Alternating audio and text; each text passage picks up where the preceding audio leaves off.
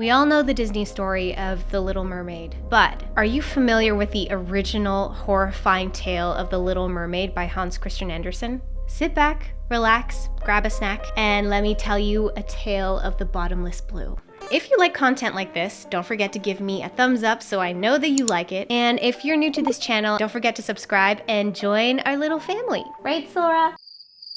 He says yes. Deep beneath the bottom of the sea lies the Sea King's castle, made of coral, adorned with Gothic windows, seashells, and glittering pearls. So the Sea King had been a widower for many years. His aged mother, a proud, wise woman of high rank, helped the Sea King care for his 6 daughters, the Sea Princesses. The youngest of the Sea Princesses was the prettiest of them all. Since she doesn't have a formal name in this story, I will refer to her as Little Mermaid. And Little Mermaid was looked at as the strangest child of the 6 sea princesses. Unlike the Disney version, Ariel's personality was very fun-loving, free-spirited, very outgoing.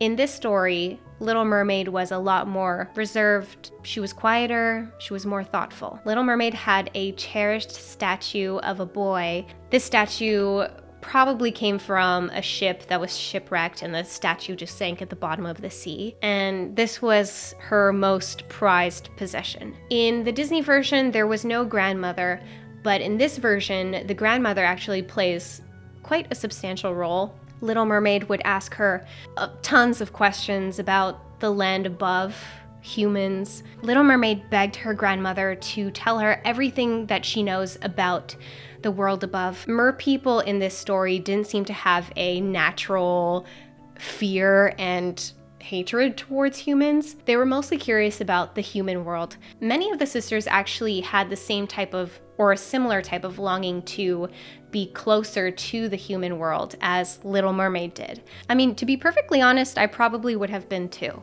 Little Mermaid's grandmother told her that on her 15th birthday, she would be able to, for the very first time, swim up to the surface of the sea, sit on the rocks in the moonlight, and watch the ships sail by. And Little Mermaid longed for this day to arrive. There's a moment in Part of Your World that actually replicates the longing that is described in Andersen's version of The Little Mermaid. She could see the moon and stars shining faintly. When something, like a black cloud, passed between her and them, she knew that it was either a whale swimming over her head or a ship full of human beings who never imagined that a pretty little mermaid was standing beneath them, holding out her hands towards the keel of their ship.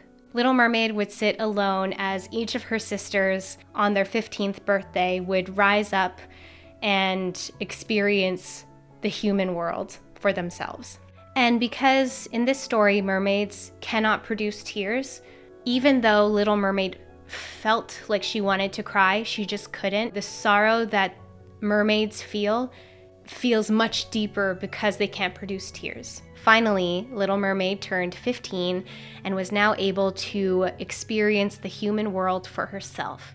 When she rose above, she spotted a large ship, and in this ship, she saw a young prince, the most beautiful of them all. She watched as they celebrated his birthday on the ship with fireworks, but soon a fierce storm approached out of nowhere, and this storm would cause a shipwreck. The prince was dragged down into the water because she remembered that humans don't live as long as mer people do, and he cannot breathe underwater. Little Mermaid rescued the prince, keeping his head above water. She swam with him towards the beach, kissing his forehead repeatedly and wishing that he might live. After she had placed the prince on the beach, she went back to hide between rocks, and she just hid her face under sea foam just so that she wouldn't be spotted by a human. She watched and waited for somebody to rescue him off of the beach. And there she watched as a pretty young girl who was at the temple nearby had spotted the prince, and she called for the aid of other people to help rescue the prince. Unlike Ariel, who had become super giddy and love-struck after rescuing Prince Eric, this little mermaid would return to her father's palace in a very deep sorrow. because the prince would never know the truth as to who actually rescued him that evening. Word got out in the Sea Kingdom of Little Mermaid's first venture out into the land of humans, and soon Little Mermaid was told where the prince came from and where his palace stood. She surfaced to his palace many times and just observed him from the waters and would listen to the great things people would say about him. Little Mermaid would then confide in her grandmother about her yearning to be a human for even just one day, to have a soul that lives on even in the afterlife, like a human, instead of living her 300 years as a mermaid, which is the typical lifespan of a mermaid in this story, but after death merely become sea foam, never to live on, not even after death. Little Mermaid asked her grandmother if there's anything she could do to win an immortal soul. Her grandmother says no, unless she finds a man who loves her so deeply, more than anyone he has ever loved in his entire life, marries her, his actions would win her a human soul. But grandmother made sure to tell Little Mermaid that it was impossible for this to happen because to humans, fishtails were ugly, and a human would only ever find her beautiful if she had legs. The Disney version of The Little Mermaid, there's a lot of focus on Ariel's singing voice. Anderson's version does mention singing, as all the mermaids in the story sing beautifully, but Little Mermaid's voice is exceptionally beautiful. There is a portion of the story where, during her sadness about never being able to be with the prince, Little Mermaid does sing, and singing is the only thing that can help her feel happy. But after she stopped singing, her mind would just go straight back to the prince and how sad she was about the whole situation, and then the deep sadness would just creep into her mind. So, Little Mermaid decided to do something about it and seek out the Sea Witch, which she was very terrified of, but she was desperate for some help. The Sea Witch part really creeped me out when I was reading this, to be honest. Something that Ursula and this Sea Witch has in common is their location, the lair. It's very creepy. In this story, the area that the witch lives is full of skeletons of humans and land animals. It even has, from my understanding, a trapped mermaid that's like trapped around the neck. I don't think this mermaid is dead because when they die, they become sea foam.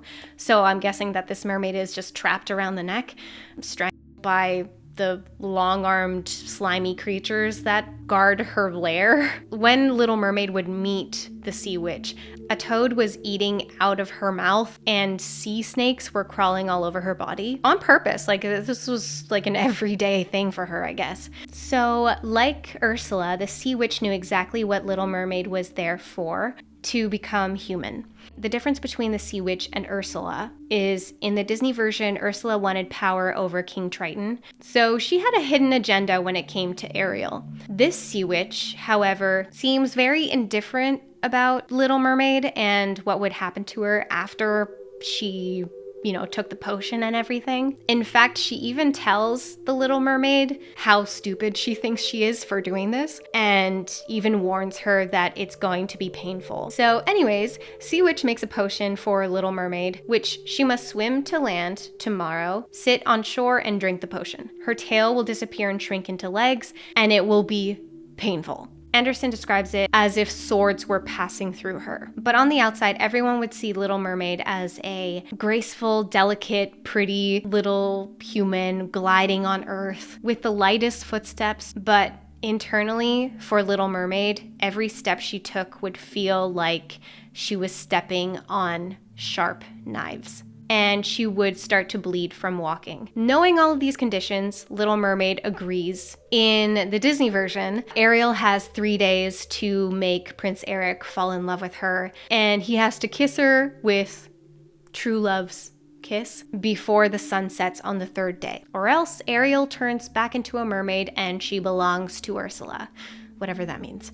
In this version, to win the prince and her very own human soul, Little Mermaid must make the prince fall in love with her with his whole entire being, a love greater than anything he will ever feel with anyone else, and he must marry her.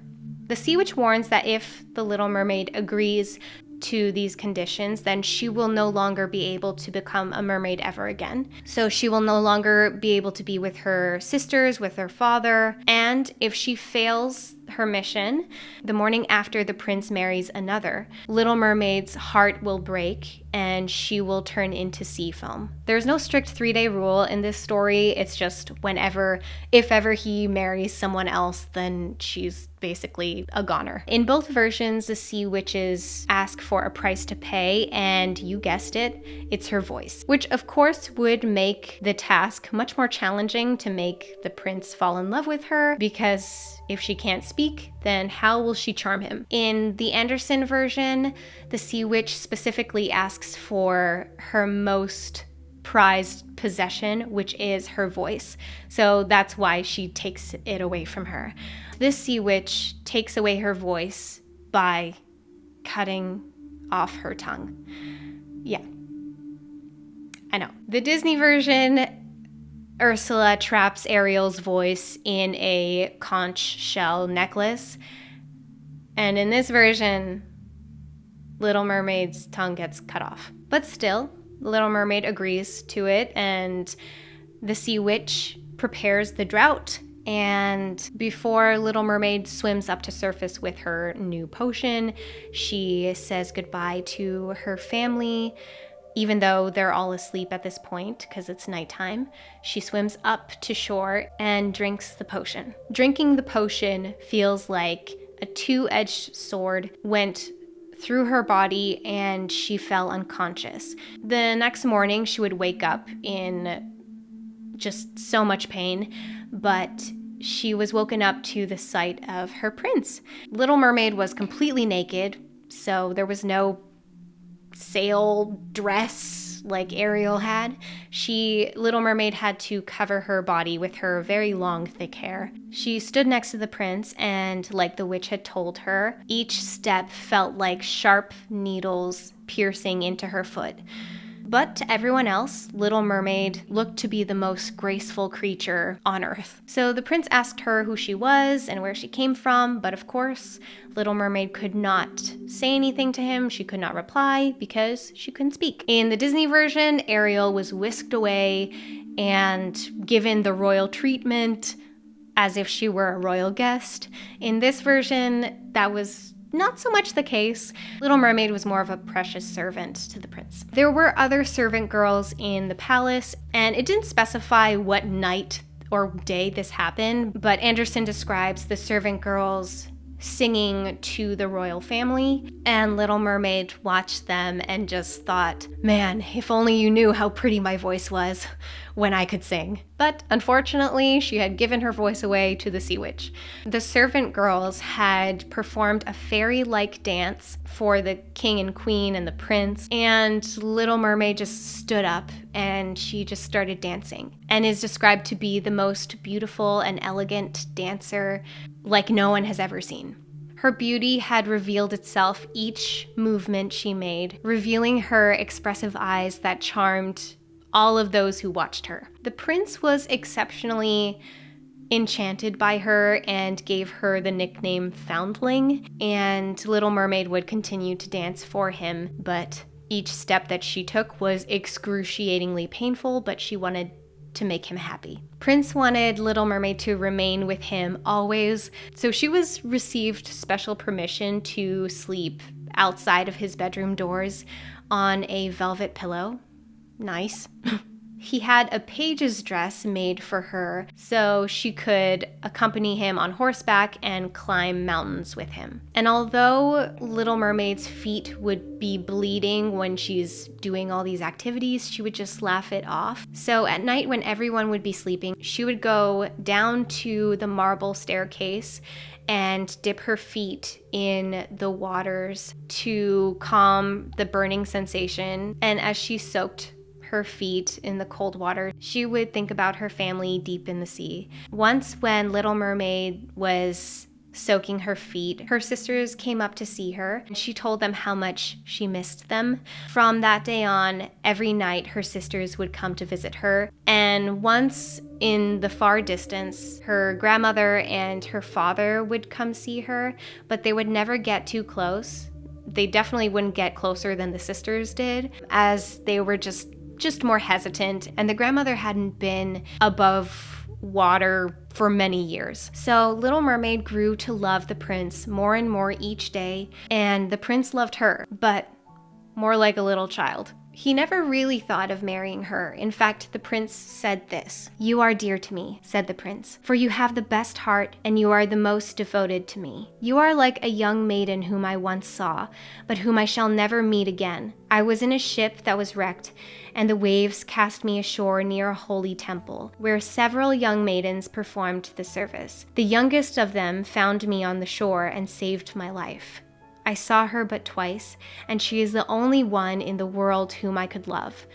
But you are like her, and you have almost driven her image out of my mind. She belongs to the holy temple, and my good fortune has sent you to me instead of her, and we will never part." So he did love her. In a sense, he really did, I guess. The Little Mermaid felt tremendous sorrow, although she could not cry.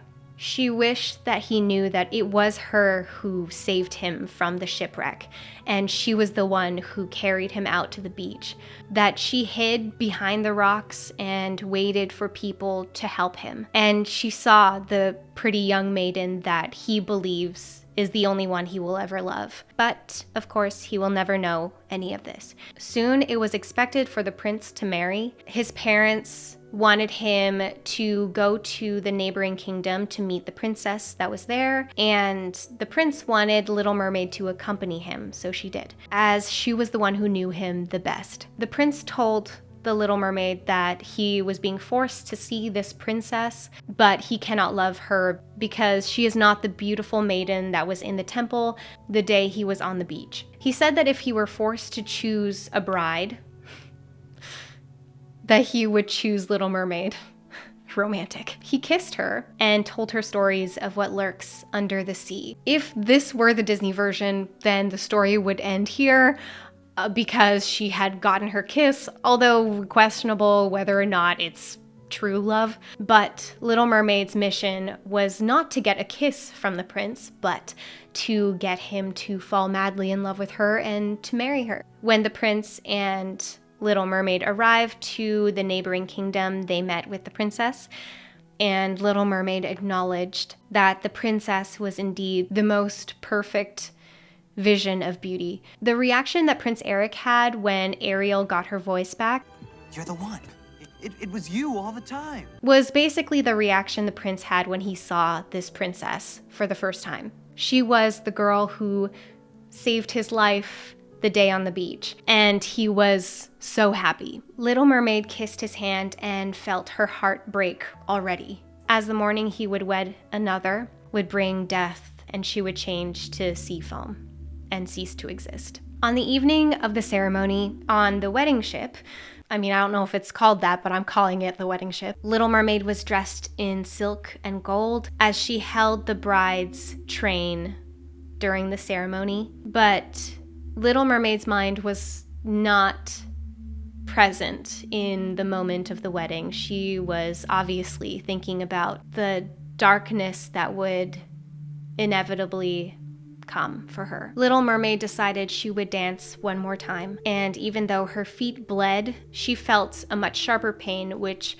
was the pain of her breaking heart. Little Mermaid thought of all the things she had given up for the prince, her voice, her family. She suffered in pain daily, and he knew none of it. She knew this would be the last night she would spend with him, but she still laughed and danced and joined in the festivities, trying her best to enjoy the moment, but in the back of her mind, she thought of her inevitable death. While everyone was sleeping, Little Mermaid would go out on the edge of the ship, just waiting for the first moments of dawn for her to turn into sea foam. But, twist, when she saw her sisters rise up from the waters, all of them had their hair cut off. They told her that they had traded their hair to the Sea Witch in order to save her. They gave her a knife that the Sea Witch had provided and said that Little Mermaid must plunge this into the heart of the prince, and this must be done before sunrise.